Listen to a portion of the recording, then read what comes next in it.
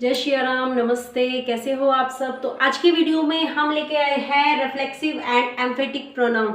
Reflexive and emphatic pronoun दोनों ही same होते हैं, जैसे कि आई का माई सेल्फ, वी का आवर सेल्फ, यू का योर सेल्फ, ही का हिमसेल्फ, सी का हर सेल्फ, इट का इट सेल्फ एंड दे का देम सेल्फ। ठीक है, ये सारे सेम ही होते हैं। एम्फेटिक भी यही होते हैं, रिफ्लेक्सिव भी यही होते हैं। लेकिन कहाँ पे हमें रिफ्लेक्सिव किस सेंटेंस में वही वर्ड होगा, तो कैसे पहचानेंगे कि वो रिफ्लेक्सिव में यूज हुआ है या फिर एम्फेटिक में यूज हुआ है। ये बहुत ही एक तरह से टिपिकल हो जाता है थोड़ा पहचानना कि कहाँ पे हम कैसे पता करेंगे कि रिफ्लेक्सिव कौन सा है और एम्फेटिक कौन सा है, क्योंकि दोनों सेम ही है।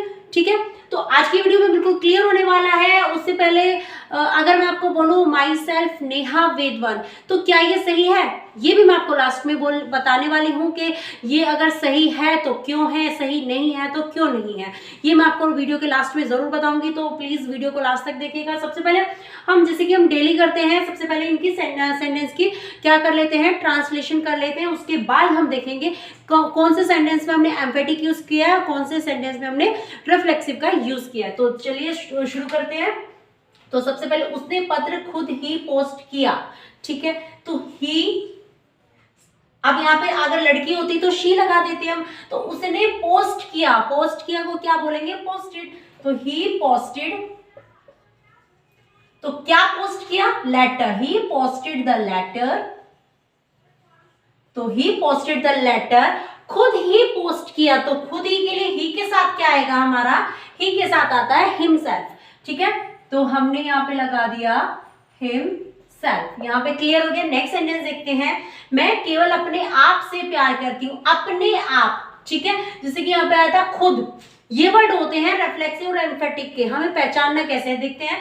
मैं केवल अपने आप से, तो सबसे पहले तो बना लेते हैं, मैं अपने आप से प्यार करती हूँ, तो I love only, I love only my self, I love only my self. I love, मैं प्यार करती हूं किससे, अपने आप से।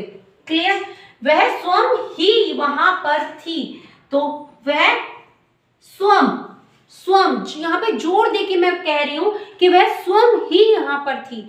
ठीक है, तो शी के साथ हम क्या लगाते हैं, हर सेल्फ लगाते हैं, तो शी हर सेल्फ। ठीक है, अब वो अकेली थी तो हम क्या लगाएंगे, वॉज, थी के लिए। ठीक है, तो she her self was present, present मतलब उपस्थित थी, वहां पे थी ना, तो she her self was present, और वहां के लिए हम लगाएंगे देयर। क्लियर हो गया यहाँ तक। ये देखते हैं लास्ट। मैंने स्वयं ही इसे देखा, आई सा, मैंने स्वयं, बिल्कुल जोर देके बात हो रही है ना, तो आई के साथ क्या आता है, my self, I my self सा देखा, पास्ट इंडेफिनिट वर्ब की सेकंड फॉर्म, तो सी की सेकंड फॉर्म क्या होती है, सा।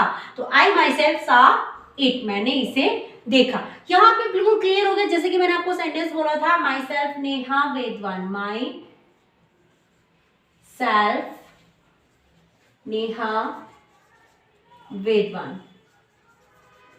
ये मैं अभी बताऊंगी कि ये गलत है सही है। पहले हम देख लेते हैं एम्फेटिक कहां पे यूज हो रहा है और कहां पे रिफ्लेक्सिव यूज हो रहा है। अब यहाँ पे देखो, ये वर्ब क्या है हमारी, पोस्टेड। पोस्टेड हमने इसका जो ऑब्जेक्ट है, ये जो हिमसेल्फ है, ये ऑब्जेक्ट के प्लेस पे आ रहा है।